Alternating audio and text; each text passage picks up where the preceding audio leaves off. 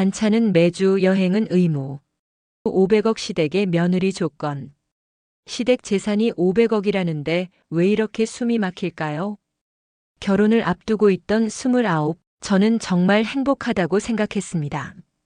남자친구 준호는 대기업 임원이었고 다정하고 예의 바른 사람이었어요.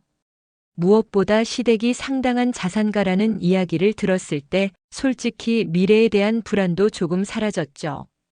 친구들은 부러워했어요. 야, 너 진짜 인생 역전이다. 시댁 잘 만나면 평생 편하게 사는 거야. 저도 그렇게 믿었습니다. 문제가 시작된 건 상견례 이후였어요. 식사가 끝난 뒤 예비 시어머니가 저를 카페로 따로 부르셨습니다. 처음엔 분위기가 좋았어요. 우리 아들이 너를 정말 많이 좋아하더라. 얼굴도 참 단정하고 야무져 보여. 긴장이 조금 풀렸죠. 그런데 갑자기 시어머니가 이런 말씀을 하셨어요. 우리 집은 돈보다 가족 감정을 중요하게 생각해. 저는 고개를 끄덕였어요. 당연히 좋은 말이라고 생각했거든요.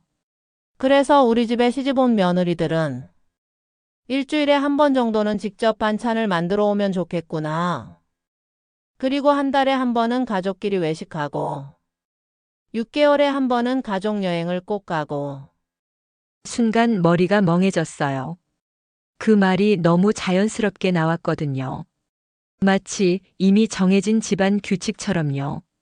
저는 조심스럽게 웃으며 말했어요. 제가 직장 때문에 조금 바쁠 수도 있어서요. 그러자 시어머니 표정이 아주 미세하게 굳었습니다. 바빠도 가족 잘 챙기는 사람이 결국 좋은 아내 되는 거야. 그날 이후 마음이 불편해졌어요. 문제는 남자친구 반응이었습니다. 저는 조심스럽게 물었어요. 자기야, 혹시 반찬이랑 여행 얘기 원래 알고 있었어? 그러자 준호는 너무 당연하다는 듯 말했어요. 응. 우리 집은 원래 그래. 근데 솔직히 그 정도는 할 수 있는 거 아니야? 저는 순간 서운함보다 무서움이 먼저 들었어요. 아, 이 사람은 이걸 이상하다고 생각하지 않는구나. 며칠 뒤 시댁 식사 자리에 다시 초대받았습니다. 그날 예비 시누이가 이런 말을 했어요. 우리 엄마가 며느리 정성 엄청 중요하게 생각하거든. 전 며느리도 처음엔 힘들다더니 나중엔 적응했어. 순간 귀를 의심했어요. 전 며느리? 집에 돌아와 준호에게 물었습니다. 자기야, 아주버님 결혼했었어? 준호는 잠시 망설이다 말했어요. 응. 근데 성격 차이로 이혼했어. 그런데 이상했어요. 뭔가 숨기는 느낌이 들었거든요.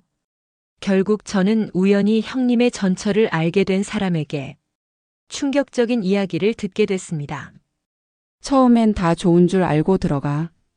근데 그 집은 며느리를 가족이라기보다 관리 대상으로 봐. 심장이 철렁했어요. 이야기를 들어보니 전 형님도 처음엔 반찬, 외식 정도는 별거 아니라고 생각했대요. 하지만 시간이 갈수록 요구는 점점 커졌고 며느리의 생활은 사라졌다고 했습니다.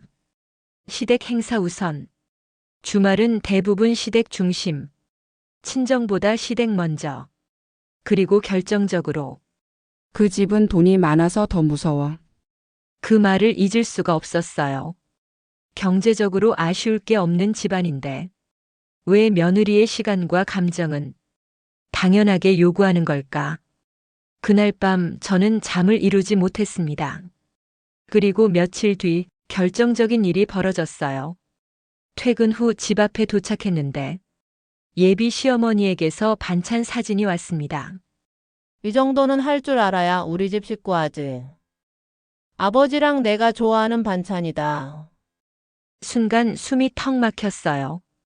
저는 아직 결혼도 안 했는데 이미 평가받고 있었던 겁니다.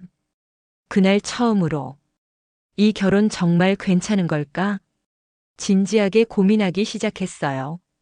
며칠 동안 혼자 생각했습니다. 500억 자산. 솔직히 흔들리지 않았다면 거짓말이에요. 하지만 문득 이런 생각이 들더라고요. 내가 원하는 건 부자가 되는 결혼이었나? 아니면 편안한 인생이었나? 그리고 결국 준호에게 말했습니다. 자기야, 난 결혼해서 가족이 되는 건 좋지만 누군가의 기준에 맞춰 평가받으며 살고 싶진 않아. 준호는 이해 못하겠다는 표정을 지었어요. 우리 부모님 정도면 잘해주시는 거야.